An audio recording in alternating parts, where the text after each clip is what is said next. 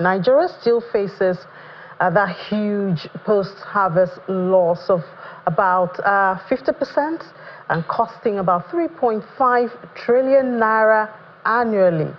Obviously, a big threat to food security in the country. What's the problem? Well, looking down the value chain, preservation, storage facilities, these are issues that have been pointed to 4 years now as the reason Nigeria keeps recording these post-harvest losses. We've had certain moves like the Bank of Industry collaborating with Raw Materials Research and Development Council in order to halt post-harvest losses.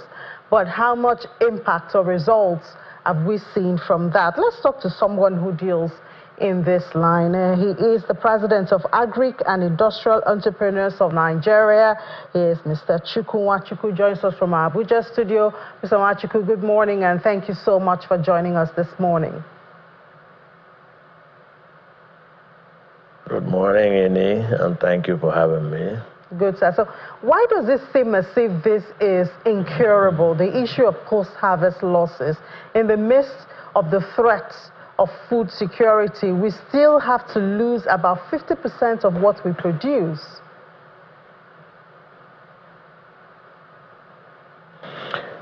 Well, that's, to me, is laughable, really.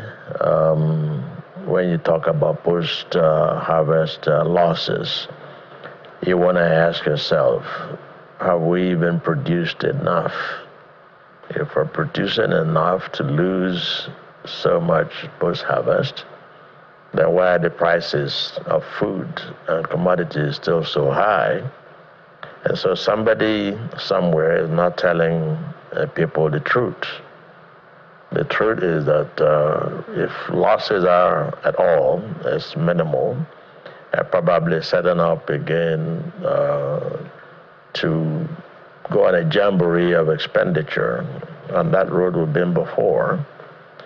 If you recall, several years ago, there was silos. There were silos installed in almost every local government, and those silos have been vandalized because nobody ever put in anything there.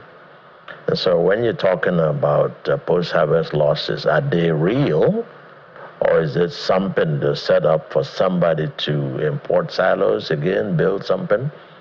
If you want to tackle the idea of post-harvest losses, you have to put it in a strategy. You have to study what are we losing, but go back to the fundamentals.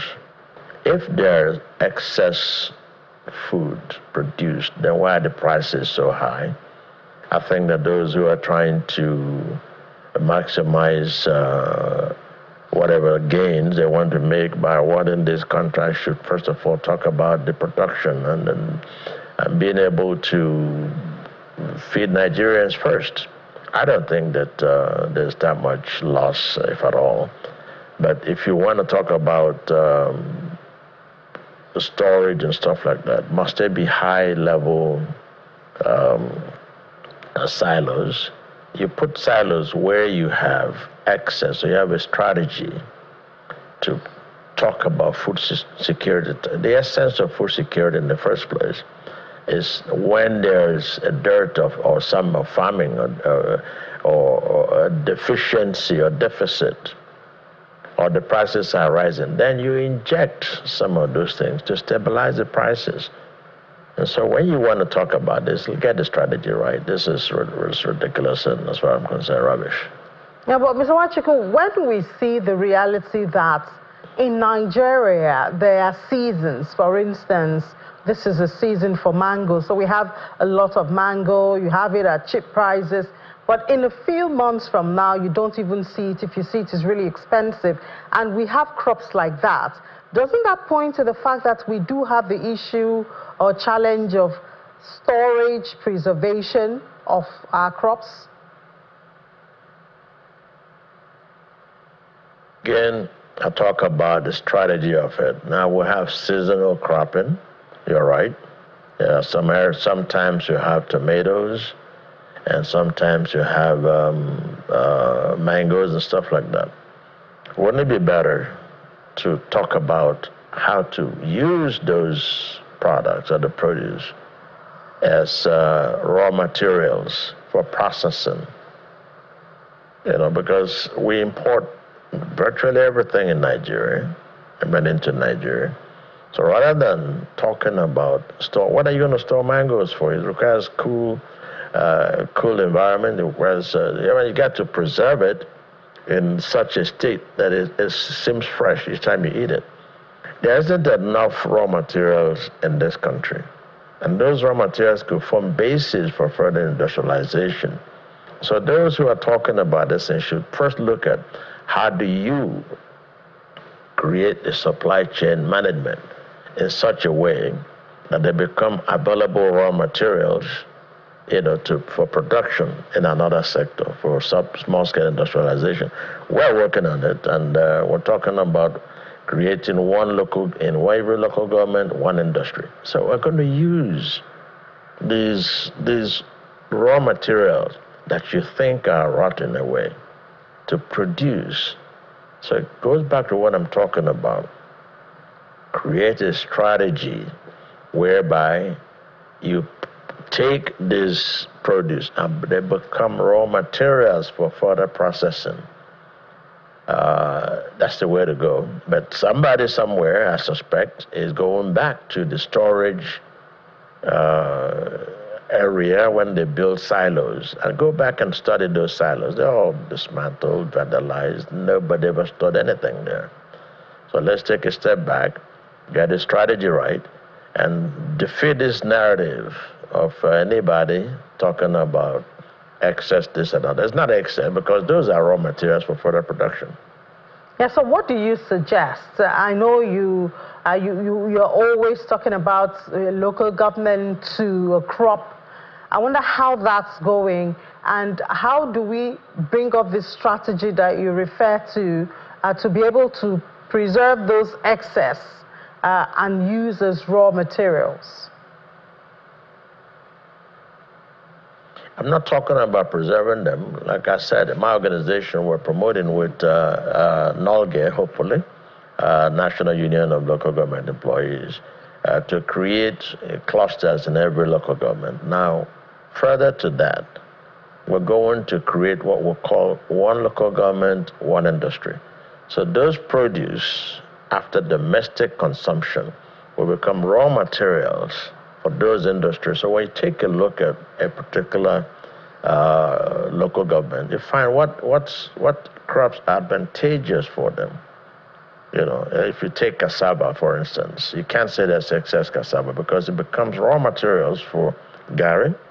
It becomes raw materials for further processing into cassava chips, ethanol, medications, and stuff like that. So you now put some other small-scale industries, and that's it. Through that, this is what is called the supply, the value chain to production. So what I'm saying, and I would vigorously suggest to government to abandon that quest, or this narrative they're trying to create to go and build silos. Somebody somewhere setting us up for that sort of thing again. Now, when you look at it, you produce tomatoes because you don't have the capability to store them because they're perishable. So let them now establish one local industry, which we're trying to do with NOLGE, National Union of Local Government Employees. One person, an entrepreneur, not government. You make a mistake when you talk about government setting up industries. Government cannot run a business. Business must be private sector driven and must necessarily rest on small and medium enterprises and the informal sector. The National Director of Employment tried to create impetus to teach people all that, but now there's so much multiplicity of programs that there's no cohesive, there's no coordinated approach to solving the problem. So you need to talk again, like take a look at the apple, take a look at the mangoes. If you have excess, you do not have storage for it. If you want to store it, then you have to, when you bring it out, it has to be looking fresh and pure for you to eat. So if you can't store it, then what's the next thing? You process it. So you don't need to store it. Put an industry in that area where you have excess mango, and it will be done. So I guess the next thing would be, what incentive can we put in those areas to attract the needed investments and investors who will build those industries? Because we know there are a lot of disadvantages, especially in the rural areas where you have most of these crops. You have the infrastructure disadvantage, power, road, insecurity. So what incentives do you see that can attract this investment, at least in short term, medium term, max? Well, the government has a role to play in it and inject capital into the development finance institutions. At the beginning of this segment of your program, you talked about central bank complaining about losses they incurred by so many bad policies they've initiated because they do not take time to actually study them.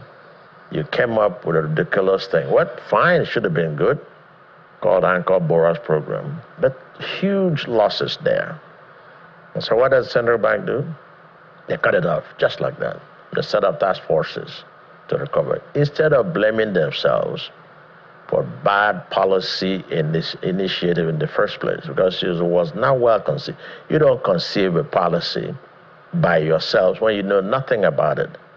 I started with the Development Finance Department. I told them, hey, this thing, look at the Anchor Borrowers Program, it's a failure. Look at the Commercial Agricultural Program, it's a failure because you insist more on creating, irrevocable standard of payment or the SPO. So as long as you get your money back, you don't care about production process. Now, when talks with Development Bank of Nigeria, and they see one of the executive directors sees it correctly. So when they put that money, so government can put money in development finance institutions. But this development finance institution cannot lend directly to the entrepreneurs. And so we're now working with deposit money banks who do not see SMEs as a good platform to lend money to because they will assume the risks. And so government has got to look at the strategies really to promote entrepreneurship. There's a business owners who would now farm and then produce things that will create raw materials. We also have partnership with Raw Materials Research Council. We have a DG. The previous DG was awesome. The current DG is quite focused as well. We'll talk to them. So I think they see what's going on. You talked about the relationship with Bank of Industry. I'm going to sit down with them and advise them because Bank of Industry is not focused into that relationship. No government agency can succeed in creating businesses because you're not equipped to run businesses. Businesses, as we initiated in the NDE at those times, must be private sector driven. And those private sectors are entrepreneurs. So when government is not going to do it, then the private sector will have to step up and do it. All right. President of Agric and Industrial Entrepreneurs of Nigeria, Mr. Chukwu Nwachukwu. Thank you so much for that. We hope. Yeah, let me just say, let me just say something here. Now, what I want people to go away with, there is instead of calling it excess, turn it from production to raw materials to produce more. That's what we're talking about. All right, Mr. Nwachukwu, thank you so much for that perspective and for joining the program this morning. Thank you.